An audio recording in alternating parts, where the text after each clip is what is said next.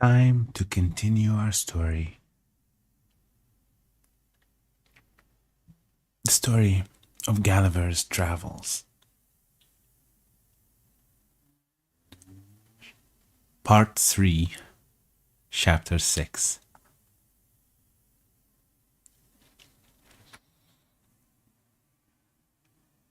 A further account of the Academy. The author proposes some improvements which are honorably received.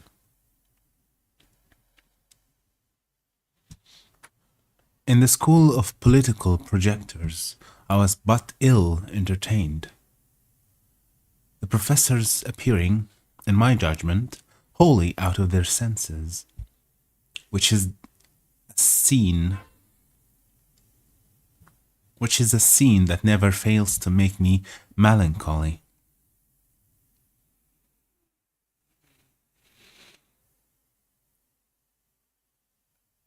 These unhappy people were proposing schemes for persuading monarchs to choose favorites upon the score of their wisdom, capacity, and virtue, of teaching ministers to consult the public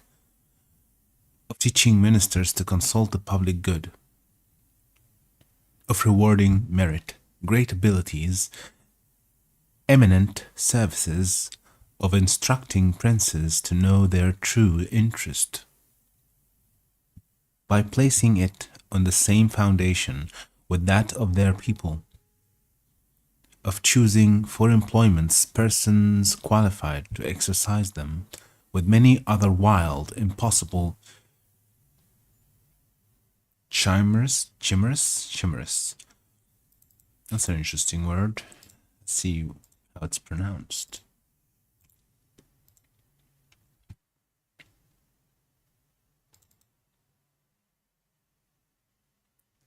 Chimera? No way.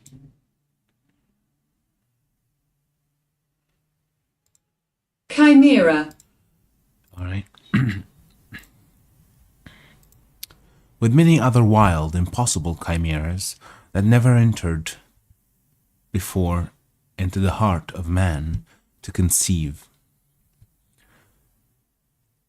That never entered before into the heart of man to conceive, and confirmed in me the old observation that there is nothing so extravagant and irrational which some philosophers have not maintained for truth. But, however, I shall so far do justice to this part. I shall so far do justice to this part of the Academy as to acknowledge that all of them were not so visionary. There was a most ingenious doctor who seemed to be perfectly versed in the whole nature and the system of government. This illustrious person had very usefully employed his studies in finding out effectual remedies for all diseases and corruptions to which the several kinds of public administrations are subject, by the vices of infirmities of those who govern, as well as by the wow. That's a very long word. Let's see how it's pronounced.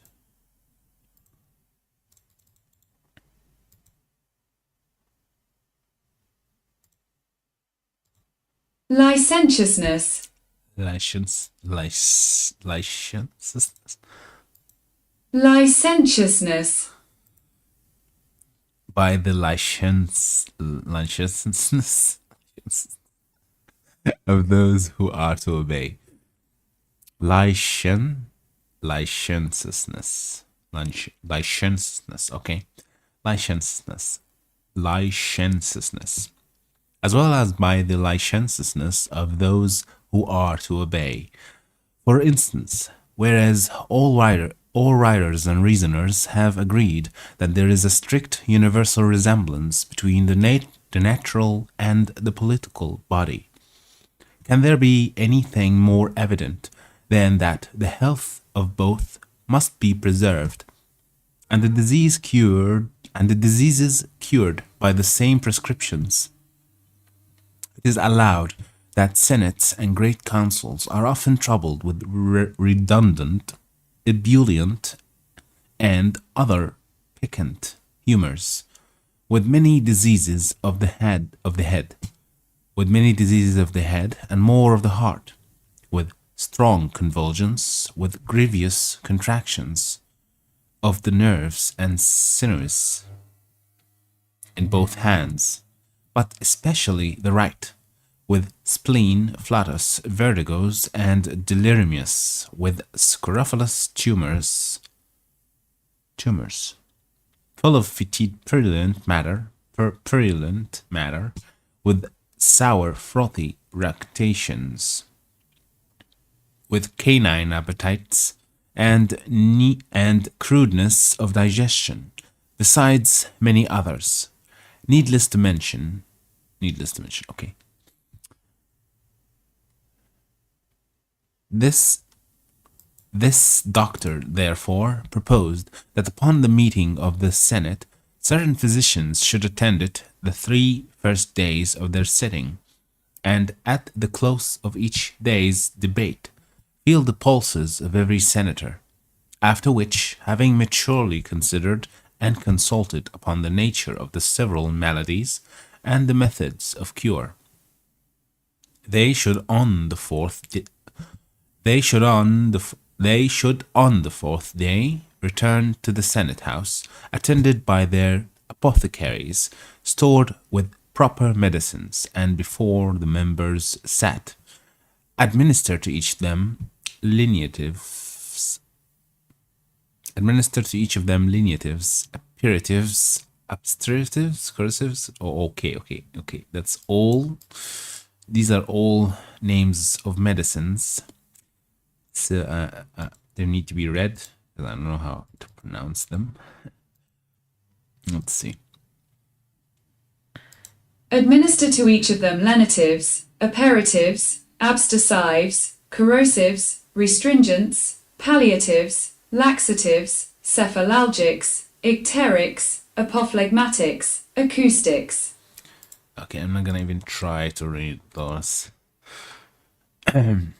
As their several cases required, and according as these medicines should operate, repeat, alter, or omit them at the next meeting.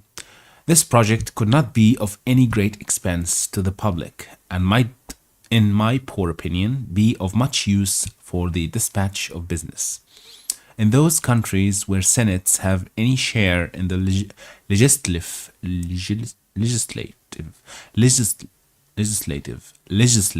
power, beget anonymity,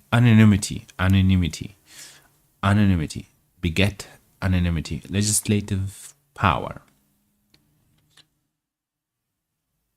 In those countries where senates have any share in the legislative power, beget anonymity, shorten debates, open a few mouths which are now closed, and close many more which are now open, curb the okay, that's an interesting word, petulancy.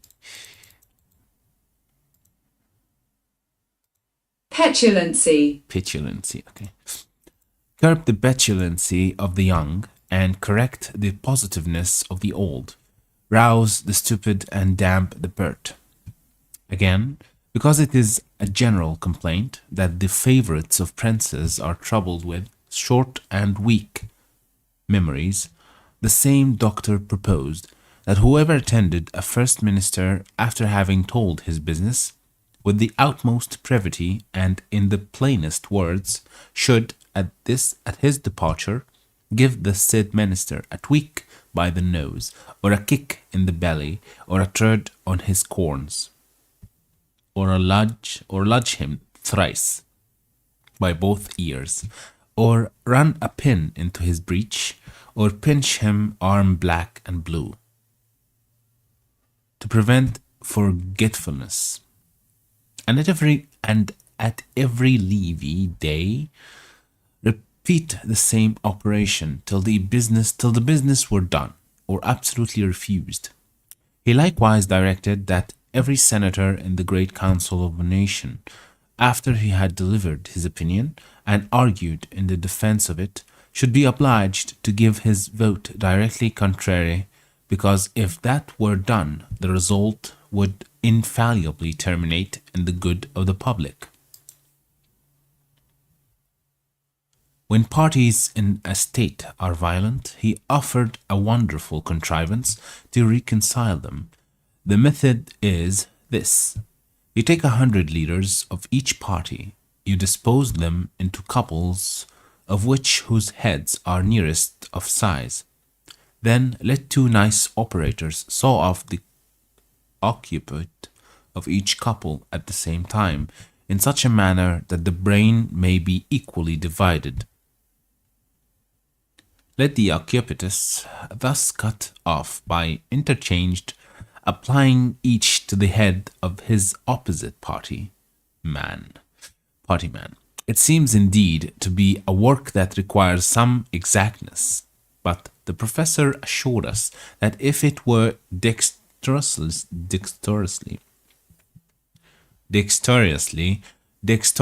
performed, the cure would be infallible. For he argued thus that the two half-brains, being left to debate the matter between themselves within the space of one skull, would soon come to a good understanding, and produce that moderation as well as regularity of thinking, so much to be wished for in the heads of those who imagine they come into the world only to watch and govern its motion. And as to the difference of brains in quantity or quality among those who are directors in faction, the doctor assured us from his own knowledge that it was a perfect trifle. I heard a very warm debate between two professors about the most commodious and effectual ways and means of raising money. Without grieving the subject, the first affirmed the justest method would be to lay a certain tax upon vices and folly, and the sum fixed upon every man to be rated, after the fairest manner, by a jury of his neighbors.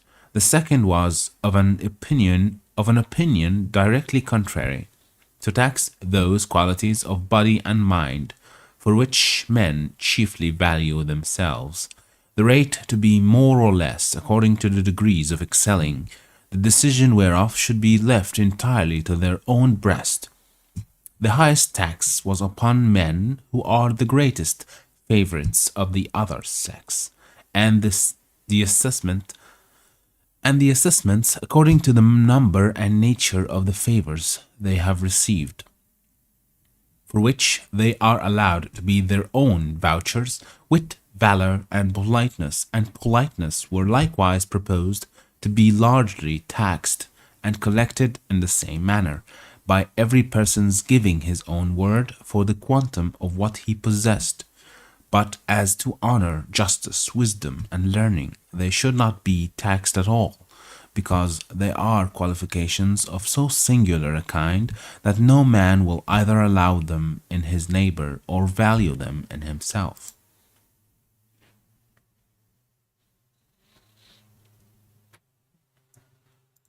The women were proposed to be taxed according to their beauty and skill in dressing, wherein they had the same privilege with the men, to be determined by their own judgment. But constancy, chastity, good sense, and good nature were not rated, because they would not bear the charge of collecting. To keep senators in the interest of the crown, it was proposed that the members should raffle for employments, every man first taking an oath, and giving security that he would vote for the court, whether he won or not, after which the losers had in their turn the liberty of raffling upon the next vacancy. Thus hope and expectation would be kept alive. None would complain of broken promises, but impute their disappointments wholly to fortune, but but impute their disappointments wholly to fortune, whose shoulders are broader and stronger than those of a ministry. Another professor showed me a large paper of instructions for discovering plots and conspiracies against the government. He advised great statesmen to examine into the diet of all suspected persons, their times of eating, upon which side they lay in bed, with which hand they wipe their posteriors, take a strict view of their excrement, and from the color, the odor, the taste, the consistence, the crudeness or maturity of digestion, form a judgment of their thoughts and designs. Because men are never so serious, thoughtful, and intent as when they are at stool, which he found by frequent experiment. For in such conjectures, when he used merely as a trial to consider which was the best way of murdering the king, his order would have a tincture of green, but quite different when he thought only of raising an insurrection or burning the metropolis. The whole discourse was written with great acuteness, containing many observations, both curious and useful for politicians, but, as I conceived, not altogether complete.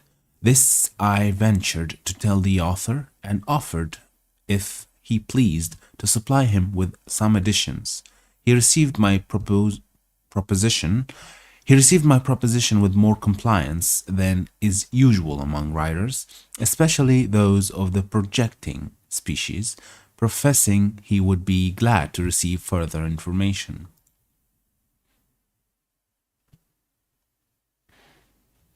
I told him that in the kingdom of Tribania, by the natives called Langdon, where I had sojourned some time in my travels, the bulk of the people consist in a manner wholly of discoverers, witnesses, informers, accusers, prosecutors, evidences, swearers, together with their several subservient and subaltern. It's an interesting word. Subaltern, probably. Subaltern. Subaltern. Word. Subaltern and subaltern instruments, all under the colors, the conduct, and the pay of ministers of state and their deputies. The plots in that kingdom are usually the workmanship of those persons who desire to raise their own characters of profound politicians, to restore new vigor to the crazy administration, to stifle or divert general discontents, to fill their coffers with forfeitures. It's an interesting word. Let's see. Forfeitures.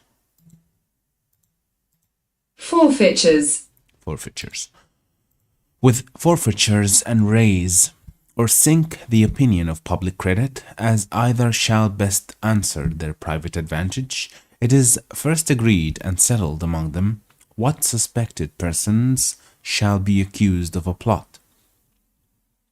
Then effectual care is taken to secure all their letters and papers, and put the owners in chains. These papers are delivered to a set of artists, very dexterous.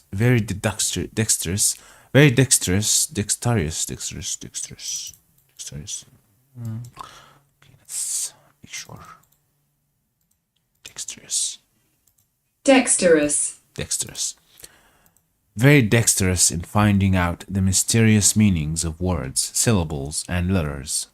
For instance, they can discover a class stool to signify a privy council, a flock of geese, or cynet, a lame dog, an invader, a codshad, the plague, a standing army, a buzzard, a prime minister, the gout, a high priest, a gibbet, a secretary of state, a chamberpot, a committee of grandees, a sieve, a court lady, a broom, a revolution, a mousetrap, an employment, a bottomless pit, a treasury, a sink, a court, a cap and bells, a favorite, a broken reed, a court of justice, an empty tun, a general, a running sore, the administration. When this method fails, they have two others more effectual, which the learned among them call acrostics and anagrams. First, they can decipher all initial letters into political meanings. Thus, N shall signify a plot, B, a regiment of horse, L, a fleet at sea, or secondly, by transposing the letters of the alphabet in any suspected paper, they can lay open the deepest designs of a discontented party.